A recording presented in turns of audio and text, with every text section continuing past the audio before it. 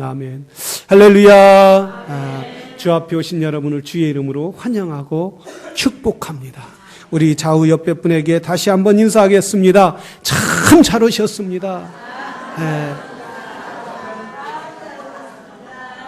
우리 한 번 더 인사하는데 좋든 싫든 감사합시다. 우리 한번 인사하겠습니다. 좋든 싫든 감사합시다. 뭐예요? 좋든 싫든 감사합시다. 저는 여러분과 함께 바울의 감사의 제목에 함께 은혜를 나누기를 원합니다. 성경에는 참 감사란 말이 너무나 많이 있습니다. 아까 말씀했듯이 좋든 싫든 어떤 상황이든 감사라는, 성공을 했어도 감사하고 실패를 했어도 감사하고, 사업을 잃었어도 감사하고, 건강을 잃었어도 감사하고, 사랑하는 사람과 헤어졌어도 감사라. 또한 좋은 일이 있어도 감사라.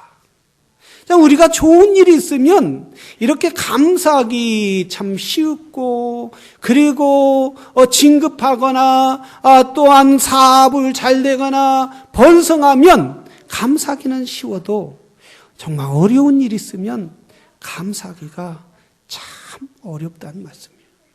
그런데 성경에는 우리에게 언제든지 항상 기뻐하고 범사에 감사하라고 말씀하는데 우리는 그게 잘 안 된다는 말씀이에요.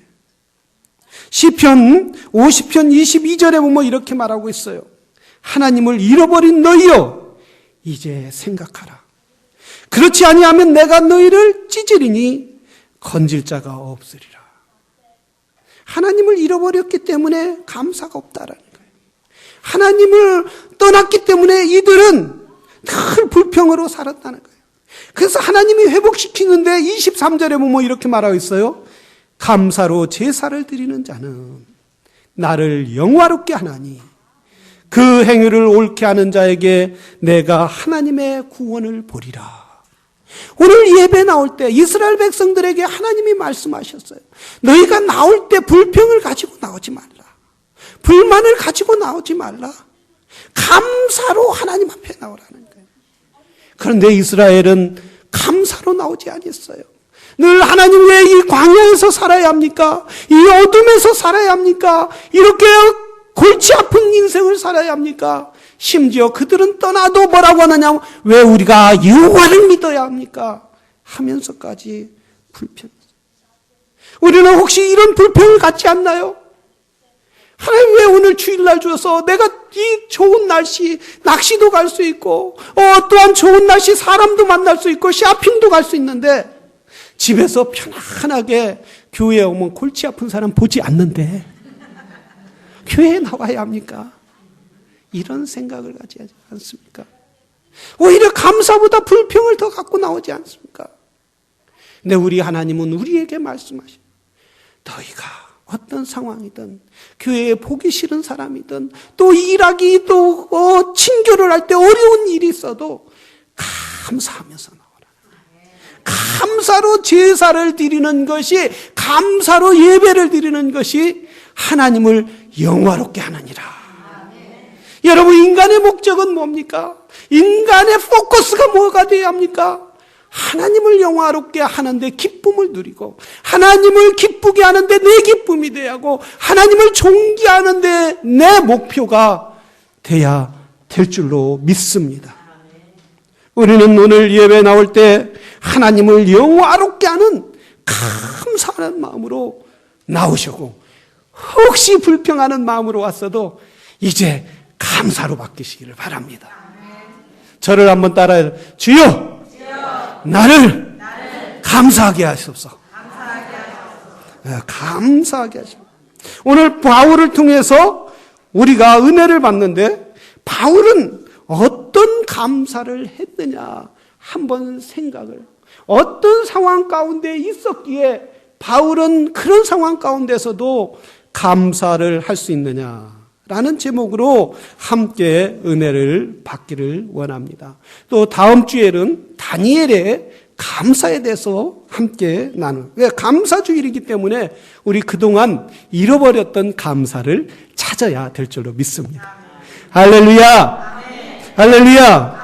자, 바울은 오늘 사도행전 16장 25절서부터 23절까지 보면 지금 바울이 어디에 있느냐 하면 감옥에 있습니다.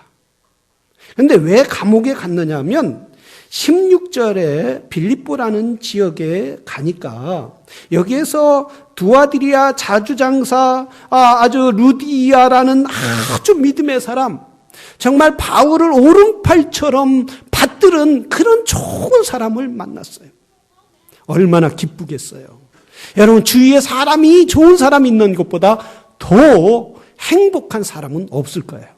그런 의미에서 저는 너무나 행복합니다. 우리 집사님들이 다 좋으시거든요. 저는 싫어도 좋기로 마음 먹었어요. 감사하기로 절대로 마음 먹었어요. 할렐루야. 그러니까 다 좋아 보이시더라고요. 자, 그런데 그렇게 좋은 사람을 만났는데 16절에 보니까 누구를 만났느냐 하면 점치는 귀신 들린 여자를 만났어요.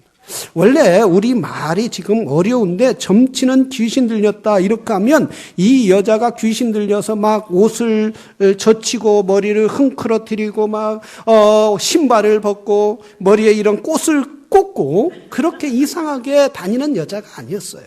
원어적으로 보면 이 여인은 점쟁이란 말이에요. 그러니까 여러분, 귀신 들려서 점쟁이들 가면 용한 점쟁이들이 있습니다. 그래서 용한 점쟁이들이 있는데 그들이 과거를 맞히기도 하고 어느 정도 미래를 맞히기도 해요. 그렇다 해서 여러분, 절대 점쟁이한테 가면은 귀신한테 가는 거예요. 오늘 성경에 그렇게 말하고 있어요.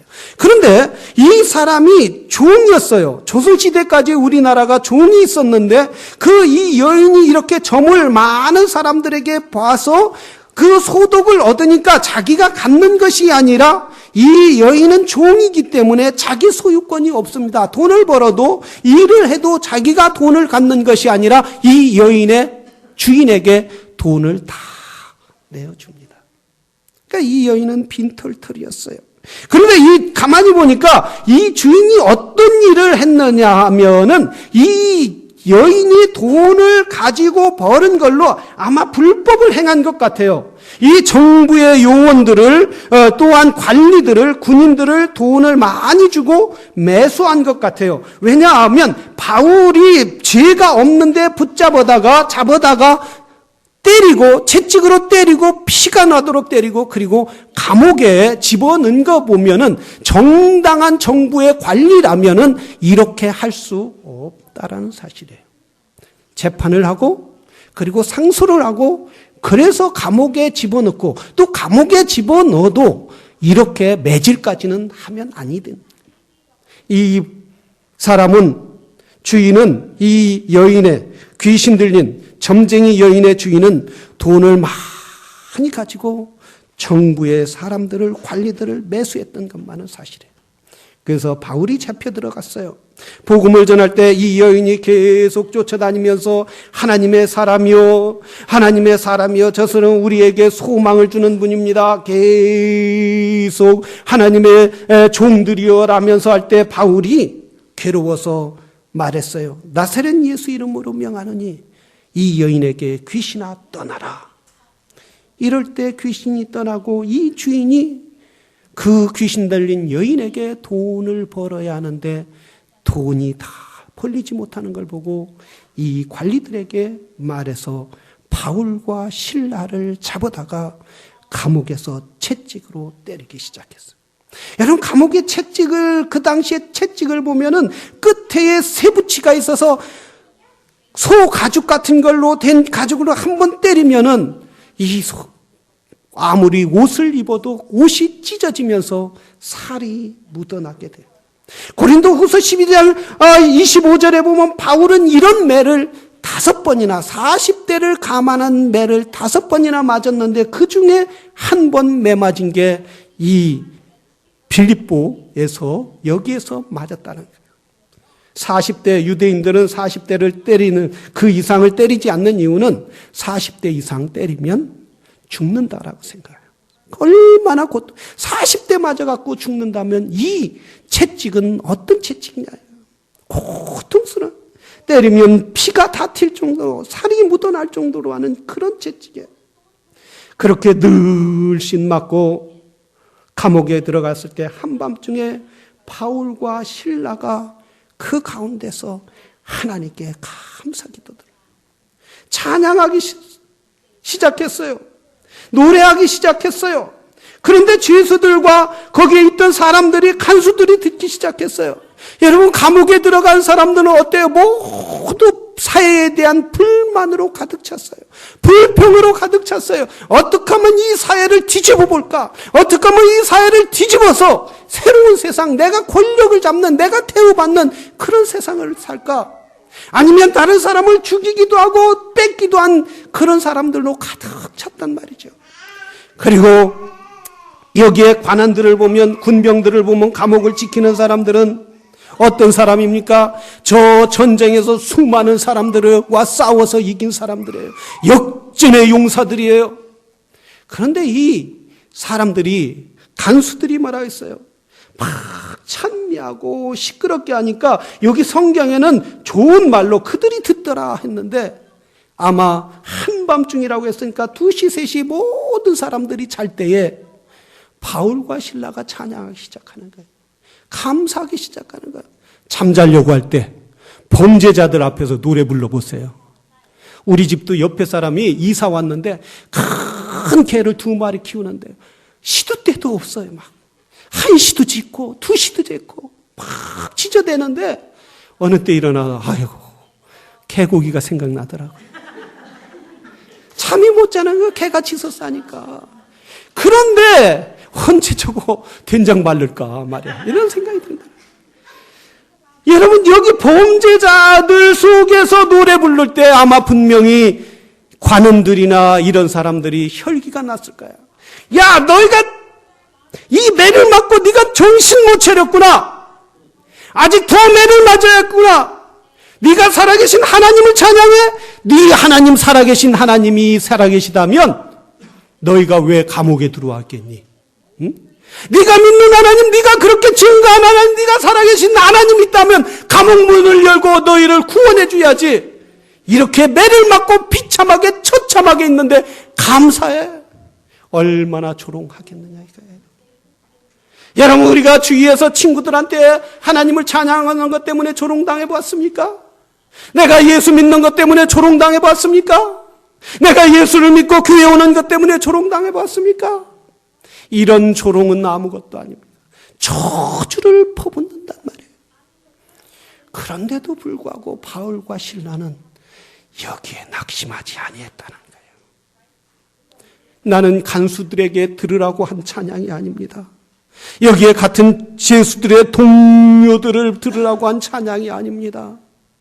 나는 내 마음을 위로하기 위해서 찬양한 것이 아닙니다. 이 찬양은 하나님이 받아야 합니다. 하나님, 나를 이 감옥 속에 인도하고 넣어준 것도 하나님이신 줄로 믿사오니 하나님 감사합니다. 내가 영원한 지옥 가운데 들어야 가고 내 죄 때문에, 하나님을 몰란 것 때문에 멸망으로 지옥으로 갈 수밖에 없는데 나를 구원해 주신 하나님 감사합니다. 내가 채찍에 맞아야 하는데 그마저도 내 죄를 해결받을 수 없는데 주님이 나를 대신하여 채찍을 맞으니 감사합니다.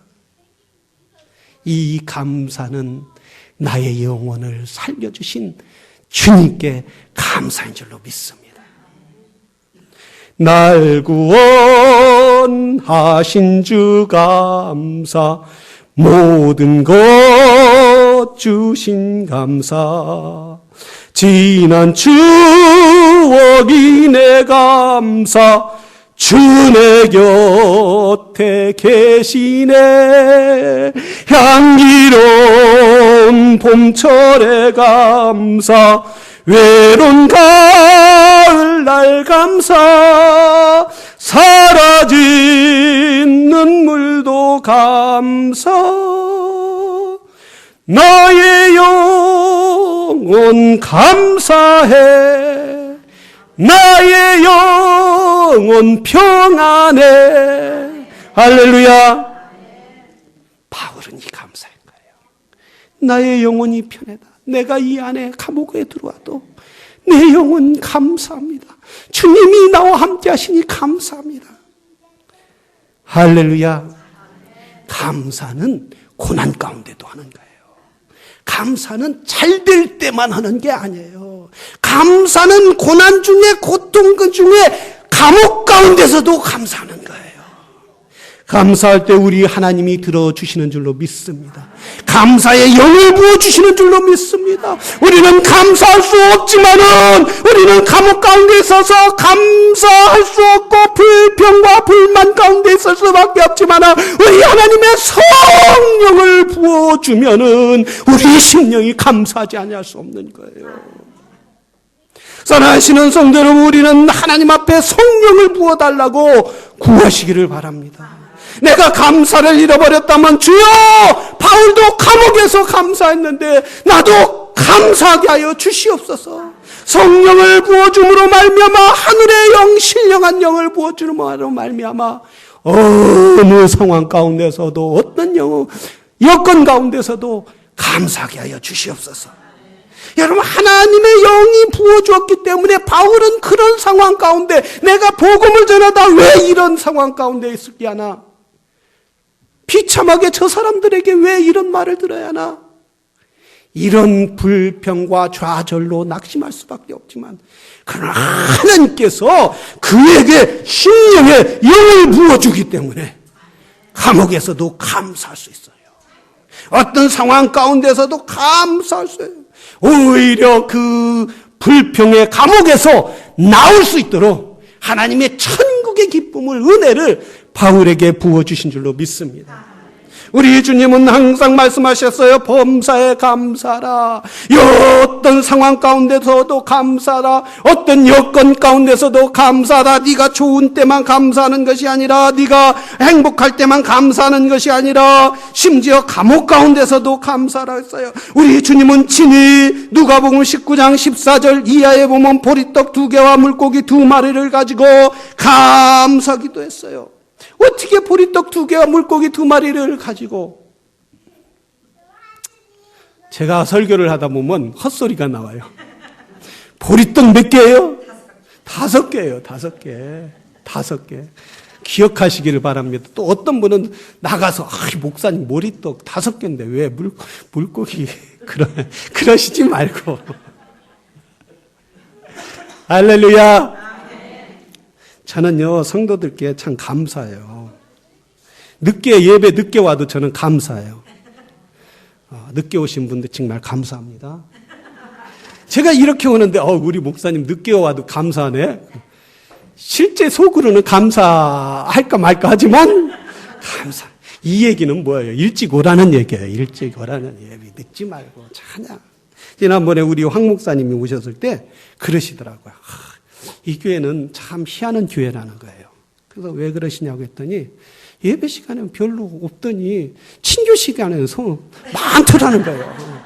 참 희한한 교회라는 거예요. 그러면서 하시는 말씀이 목사님 그래도 감사하죠. 왜냐하면 세상 길로 가지 않고 교회에 와서 밥이라도 얻어먹다가 복음을 들을 수 있다는 거예요. 예수님 만날 수 있다는 거예요. 그 이야기 들으니까 내가 불평이 있었는데, 감사하다. 예, 감사하다. 그렇다고 해서 늦게 오시지 마시길 바랍니다. 일찍 오시면 은혜가 배나 될 줄로 믿습니다. 늘 예배를 귀중히 여겨야 돼요. 예배를 귀중히 여길 때 하늘문을 여는 축복의 역사가 있을 줄로 믿습니다. 자, 예수님은 보리떡 2개와 보리떡 5개와 물고기 2마리를 가지고 감사 기도했단 말이죠. 기도할 때 주님은 그렇게 할 수도 있어요. 여러분, 하나님, 내가 하나님의 아들 아닙니까? 내가 하나님 아닙니까? 천사를 통해서 이들에게 모세에게 만나를 주신 것처럼 우리에게 만나를 주십시오. 이렇게 할 수도 있지 않습니까? 그러나 우리 주님 뭐라 했어요? 주여 감사합니다. 아버지 하나님 감사 기도를 들을 때에 하나님께서 보리떡 5개와 물고기 2마리로 5,000명이나 먹이는 역사가, 기적이 일어나더라. 그리고 우리가 감사할 때 하나님은 하늘 문을 열고 축복해 주시는 줄로 믿습니다. 여러분, 불평의 감옥에서 나오시기를 바랍니다. 불평은 모든 것을 망칩니다. 여러분, 시골에 가면 큰 뚝이 있어요. 우리 시골에 가면 뚝이 있는데, 큰 저수지가 있는데 그게 무너진 일이 있었어요. 왜 무너졌나? 연구를 했는데 조그마한 지구멍이 거기에서 지가 왔다 갔다 하다가 비가 내리니까 그 지구멍이 터지는 바람에 그 지구멍을 통해서 그 큰 뚝이 무너져서 가옥 50채나 쓸어간 적이 있어요. 사람도 죽은 적이 있어요. 우리 불평을 조그마한 거라도 인정하고 우리 마음에 들어올 때에 무너지기 시작하는 거예요. 가정이 무너져요. 자녀들과 소원해져요. 사회가 무너져요. 국가가 무너져요. 교회가 무너져요. 교회에서도 한 사람의 불평을 가져보세요. 그 불평을 가질 때 우리 공동체, 신앙의 공동체가 서서히 무너지기 시작한다는 거예요. 그러므로 우리는 늘 감사하시기를 바랍니다. 감사하는 사람에게 소망이 있어요. 우리 아내에게도 늘 감사하고 남편에게도 감사하시기를 바랍니다. 저는 말씀을 준비하면서 우리 집사람에게 참 감사한 걸 오늘 고백하고 싶어였어요. 무슨 감사한 거냐면, 참 저 살면서 이런 남편과 사는 게 너무 감사하더라고요. 왜냐하면 저는 생일 때도 생일날 잊어버려요. 그리고 왜 당신 내 생일인데 아무것도 안 와? 그러면 뭐라고 핑계하느냐면, 나는 내 생일도 기억 못 하는데 어떻게 당신 생일까지 가느냐. 정말 골치 아프다. 이렇게 넘어간단 말이에요. 그리고 결혼 기념일도 몰라요. 그리고 또 땡스기빙이나 크리스마스도 그냥 모르고 넘어가요. 그리고 머리하고 오면, 여보, 나 바꾼 거 있어? 뭐 바뀌었는데? 머리 깎았잖아. 이렇게 말해줘야 하는 거예요. 참 제가 센스가 없는 거예요. 그런 거. 이런 사람하고 살아주니 감사하지 않아요. 할렐루야. 그럼 내가 못났다는 거예요, 여러분. 여러분, 우리 감사거리를 찾아보라는 거예요. 어떤 것라도 감사거리는 무척 많은데 불평을 바라본다는 거예요. 불평의 감옥에서 헤어나지 못한다는 거예요. 오히려 바울은 이 감옥 속에서 감사할 때에 그 감옥이 천국으로 변하는 역사가 있더라는 거예요. 이 바울이 감사할 때 이 감옥에 자기를 때리고 조롱했던 간수와 죄수들이 뭐라 했어요? 성경에 보면 그들 앞에 불복했다 했어요. 불복했다는 거예요. 무릎 꿇었다는 거예요. 무릎 꿇고 사죄했다는 거예요. 그리고 하나님께서 이들이 감사기도할 때 하늘문을 열고 지진이 일어나 옥문을 활짝 열으니까 이 죄수들이, 그 관수들이 모두 바울과 실라를 두려워하고 하나님을 믿는 놀라운 축복의 역사가 일어나게 되더라는 거예요.